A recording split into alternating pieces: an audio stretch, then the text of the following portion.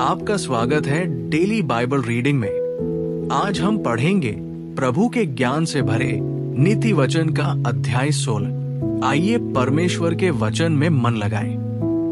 मन की युक्ति मनुष्य के वश में रहती है, परंतु मुंह से कहना यहोवा की ओर से होता है। मनुष्य का सारा चाल चलन अपनी दृष्टि में पवित्र ठहरता है, परंतु यहोवा मन को तौलता है। अपने कामों को यहोवा पर डाल दे, इससे तेरी कल्पनाएं सिद्ध होंगी। यहोवा ने सब वस्तुएं विशेष उद्देश्य के लिए बनाई हैं, वरन दुष्ट को भी विपत्ति भोगने के लिए बनाया है। सब मन के घमंडियों से यहोवा घृणा करता है। मैं दृढ़ता से कहता हूं, ऐसे लोग निर्दोष न ठहरेंगे। अधर्म का प्रायश्चित कृपा और सच्चाई से होता है, और यहोवा के भय मानने के द्वारा मनुष्य बुराई करने से बच जाते हैं। जब किसी का चाल चलन यहोवा को भावता है, तब वो उसके शत्रुओं का भी उससे मेल कराता है। अन्याय के बड़े लाभ से न्याय से थोड़ा ही प्राप्त करना उत्तम है। मनुष्य मन में अपने मार्ग पर विचार करता है, परंतु यहोवा ही उसके पैरों को स्थिर करता है। राजा के मुंह से दैवी वाणी निकलती है, न्याय करने में उससे चूक नहीं होती। सच्चा तराजू और पलड़े यहोवा की ओर से होते हैं। थैली में जितने बटखरे हैं, सब उसी के बनवाए हुए हैं। दुष्टता करना राजाओं के लिए घृणित काम है, क्योंकि उनकी गद्दी धर्म ही से स्थिर रहती है। धर्म की बात बोलने वालों से राजा प्रसन्न होता है, और जो सीधी बातें बोलता है उससे वह प्रेम रखता है। राजा का क्रोध मृत्यु के दूत के समान है, परंतु बुद्धिमान मनुष्य उसको ठंडा करता है।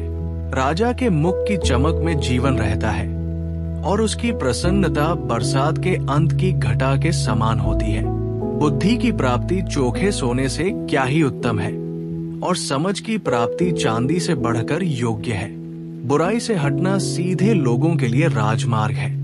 जो अपने चाल चलन की चौकसी करता, वो अपने प्राण की भी रक्षा करता है।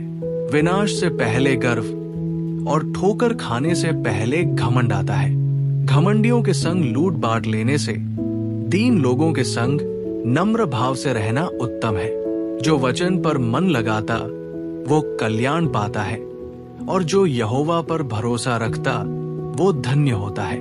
जिसके हृदय में बुद्धि है वो समझ वाला कहलाता है, और मधुर वाणी के द्वारा ज्ञान बढ़ता है।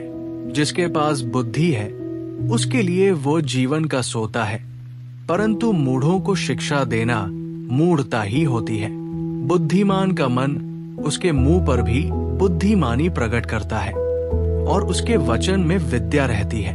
मन भावने वचन मधुभरे छत्ते के समान प्राणों को मीठे लगते, और हड्डियों को हरी भरी करते हैं। ऐसा भी मार्ग है जो मनुष्य को सीधा जान पड़ता है, परंतु उसके अंत में मृत्यु ही मिलती है।